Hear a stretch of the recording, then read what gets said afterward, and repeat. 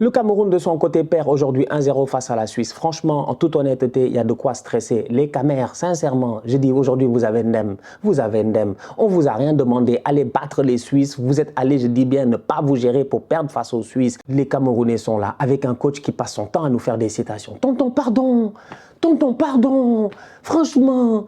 Plus de football, moins de citations. Nous, on est fatigués. La théorie du danger par-ci, la théorie du danger par-là. Eh bien là, vous êtes en danger.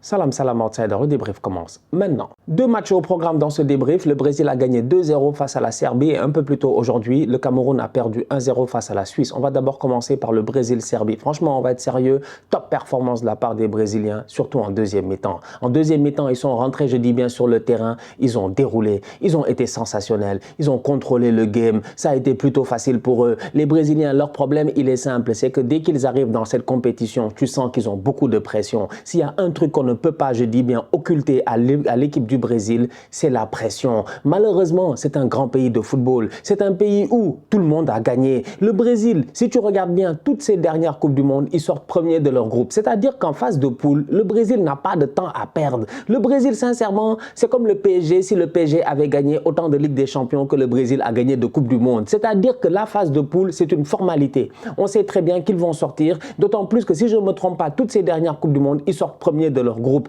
Donc du coup, avec toute cette pression-là, je pense que c'est ça qui explique cette première mi-temps un tout petit peu bizarre de la part des Brésiliens, où tu as un Vinicius qui est sur le côté, qui fait feu et flamme durant tout le match. En tout cas, lui, il est en train de dynamiter. Tu as un Rafinha qui est lui aussi sur son côté, mais qui malheureusement est un tout petit peu approximatif sur pas mal de choses. Il aurait pu claquer son but aujourd'hui. Il n'a pas été en réussite. Et tu as un Neymar qui dézone, qui descend très très bas pour créer ce lien-là entre, je dis, le milieu et l'attaque. Bref, aujourd'hui, en première mi-temps, c'est un Brésil, à mon humble avis, sous pression qu'on a eu.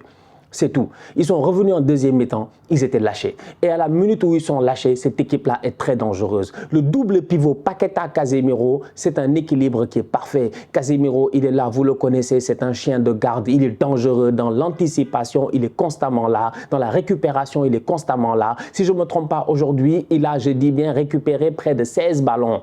Casemiro au milieu de terrain. En tout cas, il a forcé, je dis bien, les Serbes à perdre au moins une dizaine de ballons.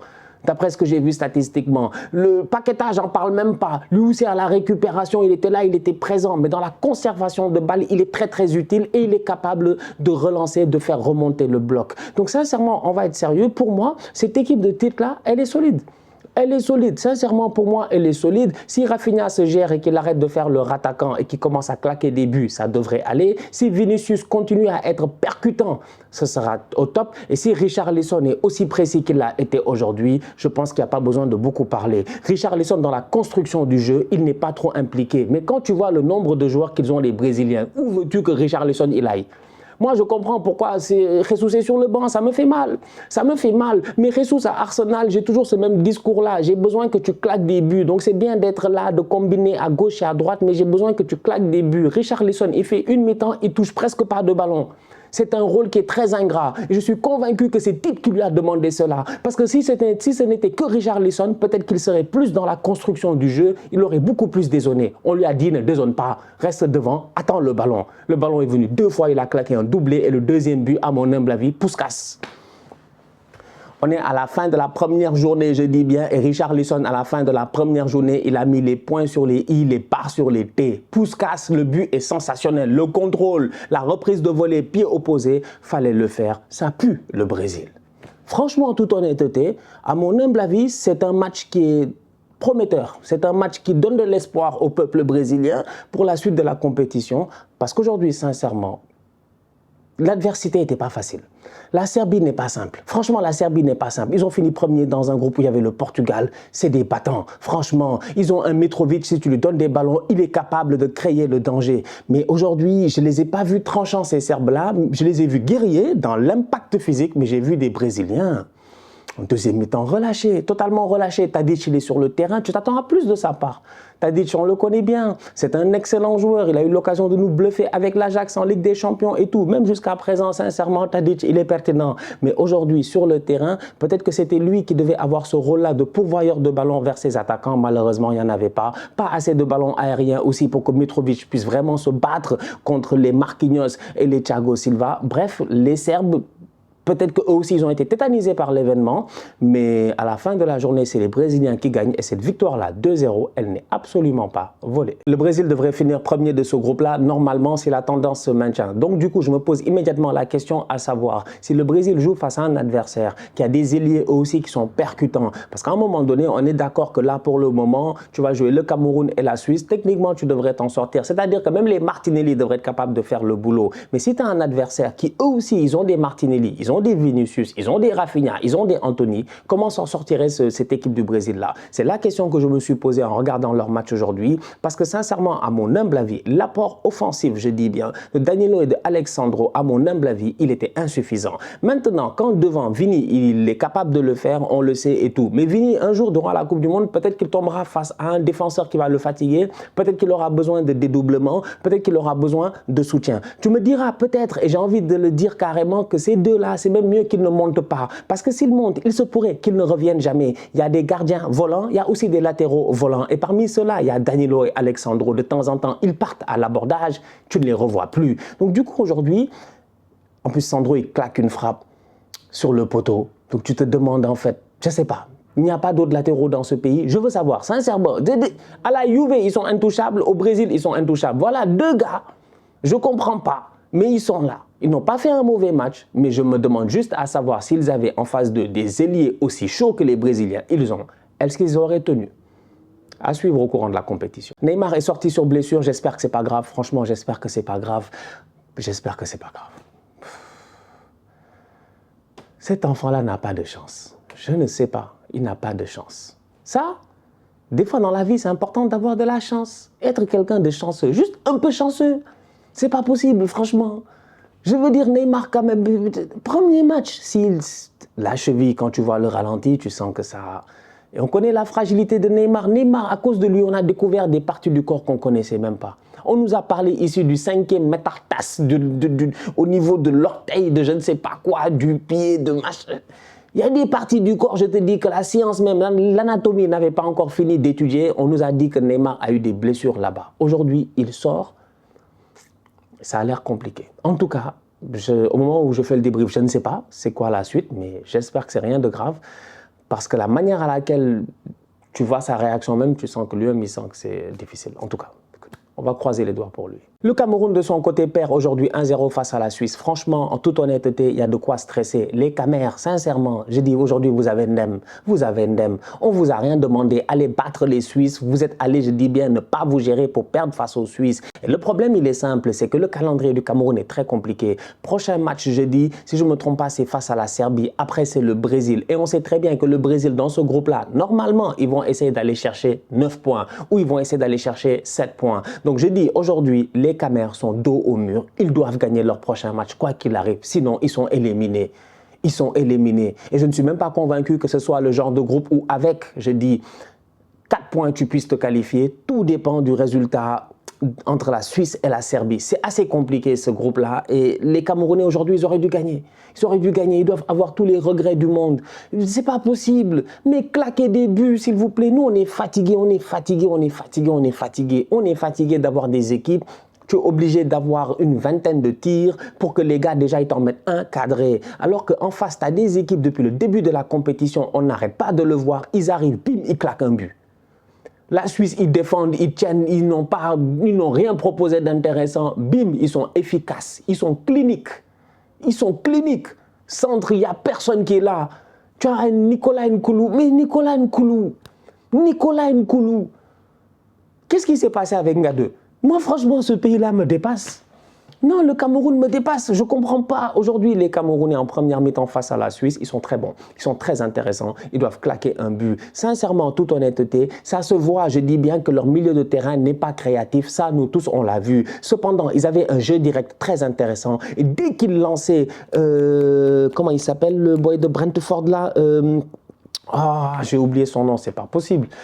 Mbomo, excusez-moi. Dès qu'il lance Mbomo, mais c'est fini. Mais Mbemo, dès qu'il est parti, c'est fini. Il est techniquement très bon. Il arrive un tout petit peu à faire la différence. Choupo-Moting, il est en pointe. Aujourd'hui, sincèrement, il a été très intéressant. En première mi-temps, il a claqué son but. Malheureusement, ça a frappé, écrasé. Et pourtant, avant, il avait tout fait, réussi à chipper le ballon, j'ai dit bien sûr, à Akanji. Karl Toko Ekambi, il a la vivacité qu'il faut. Donc, du coup, tu te rends compte que il y a juste un déficit de création au milieu de terrain pour avoir un plus gros contrôle sur le jeu. Mais sinon, les Camers aujourd'hui en première mi-temps, ils ont eu en tout cas les situations qui auraient pu leur permettre d'ouvrir le score. Et je ne sais pas ce qui s'est passé parce qu'ils ont fait une bien meilleure première mi-temps que les Suisses. On dirait qu'ils sont rentrés dans les vestiaires, on les a applaudis. On leur a dit bravo, c'est vous les meilleurs, vous êtes en train de dominer la Suisse ou quoi que ce soit. Je dis bien, encore une fois, une histoire du corbeau et le renard. Sincèrement, maître corbeau, quoi, perché, massin, je ne sais pas quoi, tu es beau, tu es mignon, c'est sûrement ça qu'on leur a dit. Ils sont rentrés, ils ont commencé à faire les malins, j'ai pas compris, parce que la manière à laquelle le Cameroun est rentré aujourd'hui en deuxième mi-temps, c'est une faute professionnelle.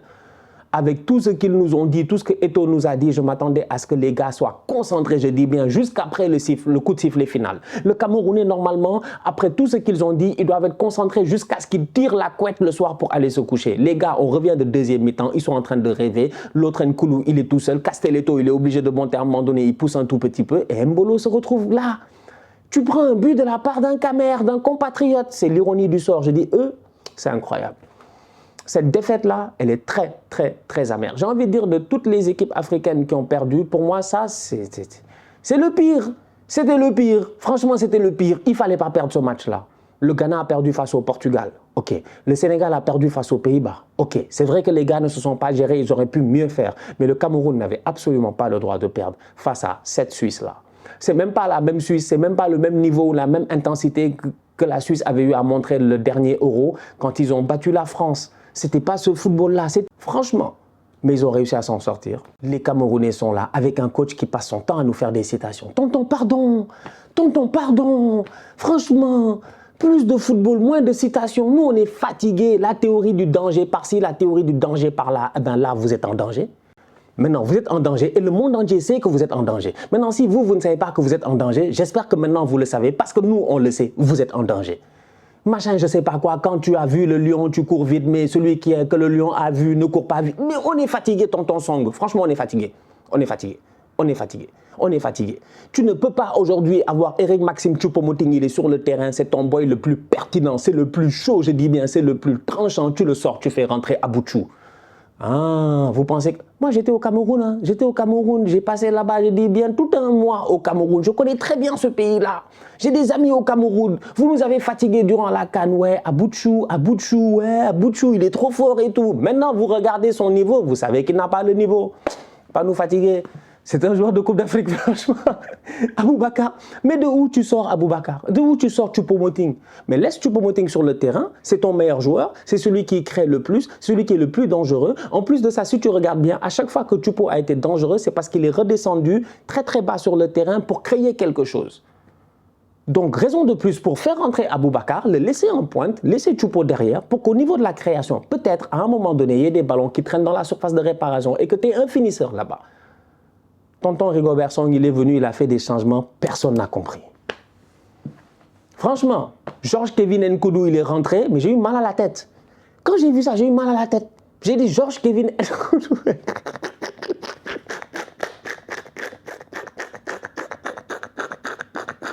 Il y a des boys qui ne connaissent même pas Nkoudou. On connaît Nkoudou. Georges Kevin Nkoudou qui était en Ligue 1, qui est allé à Tottenham.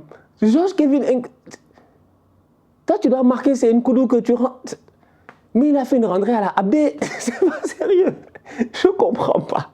Franchement, j'avais trop d'espoir sur le Cameroun. Impossible n'est pas camerounais, j'avais trop d'espoir. Mais là, après ce match-là face à la Suisse, ils m'ont déçu. Maintenant, ça reste un grand pays de football. Il ne faut jamais sous-estimer les Camerounais, comme je dis à chaque fois. Attention à eux, parce que mentalement, c'est quand ils sont dos au mur qu'ils sont capables d'utiliser le mur, je dis bien, comme un ressort.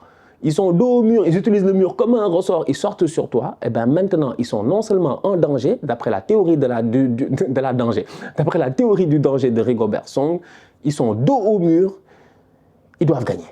En fait, il n'y a plus rien à faire, il faut gagner. il faut gagner. Donc j'ai hâte de voir ce que ça va donner.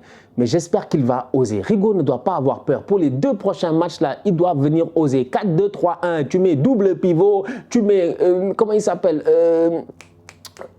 Toko Ekambi, tu mets Momo, tu mets Aboubakar, tu mets Choupo-Moting en 10.